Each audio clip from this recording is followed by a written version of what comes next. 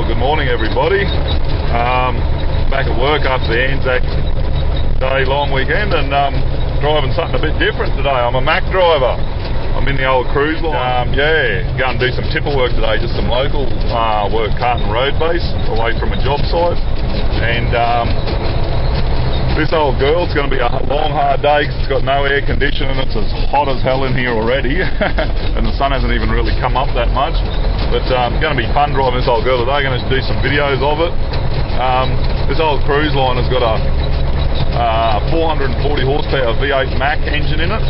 It's got a 12-speed triple countershaft Mack gearbox, and for those people that have never driven one, they seem to be complicated for some reason. I reckon they're a bloody easy gearbox to drive, but I don't know how many people stuff them up and wreck shit because they don't know what they're doing with them. And the cool thing about this old truck is if I've got to switch it off and start it today, I'll give you the listen to it because it's got an air starter on it. It's got one of the wildest old air starters of any Mack I've ever heard. So yeah, you just don't see too many trucks with air starters anymore, so it'll be something different. For some people who've probably never even heard an air starter. So yeah, that's the go. I'm off to do some tipper work. She's got camelback suspension, heavy duty, and it's as rough as guts. But hey, it's only for one day, thankfully. So yeah, what the job entails today is we're just carting away some, well, it's like brickies loam almost. It's very sandy. It's just like brickies loam. We're here at the substation, power station, which powers Laverick Barracks, the army barracks here in Townsville. And the contractor that we're working for, he's just doing some work here. He's just finished off the base. We've got to cart all this stuff away, and then we're going to next week bring in 400 tonne of blue metal to lay down on the ground underneath the buzz bar. So I've just had to do my safety briefing. I've got these bollards here. I'm not allowed to go to the right hand side of those because all these wires up here, I've got to give them 3 metre clearance. They're 66,000 volts. So yeah, I don't feel like getting zapped. I don't like electricity because I don't like something that you can't fucking see. So I'm going to stay well and truly away while I'm in here. So while I'm sitting here getting loaded and eating a banana for smoker, I just thought I'd show you quickly around our back of the old truck. It's got a nice big back window in the bunk, level with the bed there, some air vents, some controls up there for the lights and the air conditioning, but the air conditioning isn't working at the moment. She's throwing the belts. You know, back in its day, this was probably a pretty wild old truck. A lot better than the old F700 cab over Max, that's for sure. A lot bigger and heavier duty. That's the air conditioning unit there, actually built onto the dashboard. Got a fridge in here, old Waco. It's pretty shitty, but it does the job for the one day. And the dashboard, you see here on the steering wheel, you can actually see the name of the original owner carved into the steering wheel, engraved in there. That's one thing Mack used to do. They used to be very personalised with their trucks and stuff like that. And yeah, dashboard in the old girl. You got oil pressure gauge, your air tank gauge, water temp, fuel gauge, volt gauge, and then obviously some room for other gauges, your diffs and gearboxes if you wanted them. This is all your lights here. The headlights, the marker lights and the side lights are all separate. You actually have to switch all 3 on, so you've got all your lights on.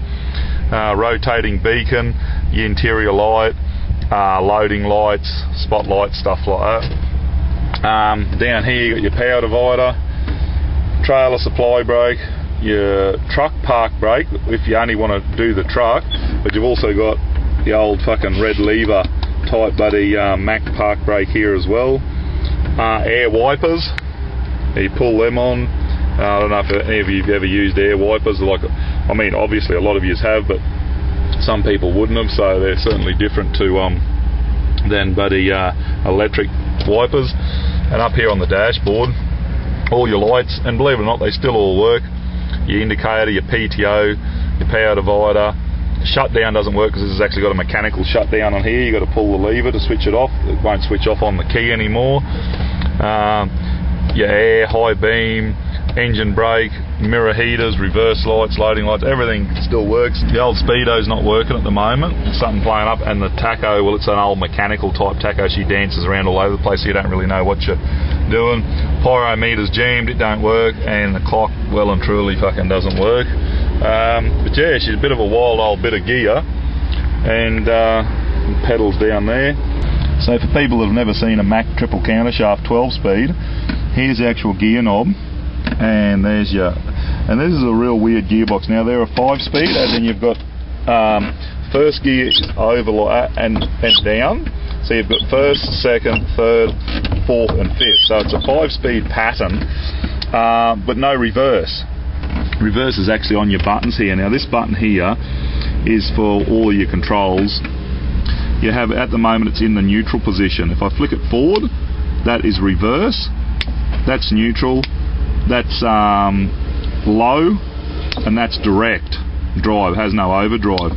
Now how these gearboxes work, if you put it over into first gear, you've got this button here, you flick that down into low, like that. Very rarely use it, but that's absolute bog cog.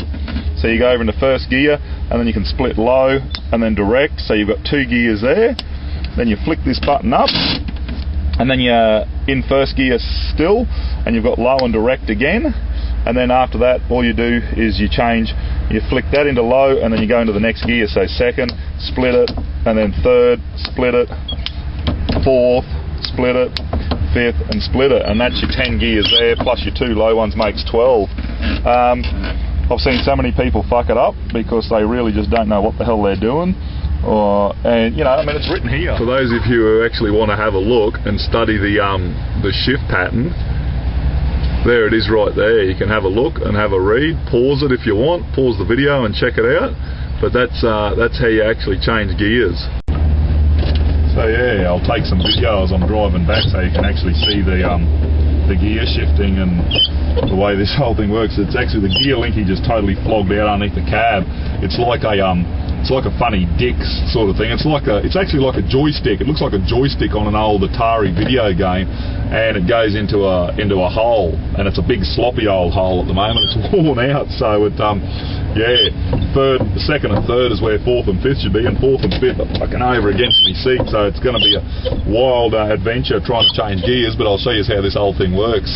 Oh yeah, and the other thing I forgot to tell you is yeah, for reverse, you actually put the gear stick into one of the 5 gear positions, first to fifth, and you just flick this button forward into reverse. So you can actually change gears while you're going in reverse. You've got 5 gears. I usually use second as a good speed, second or third.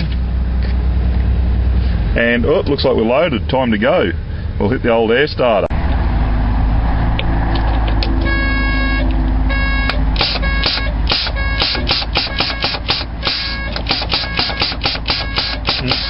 Old air starter's not working, so I've got to do the old biro up the bum trick. This is a trick you can do with Air Start Max. Get a biro, stick it up the bum of the solenoid, see if I can find the hole.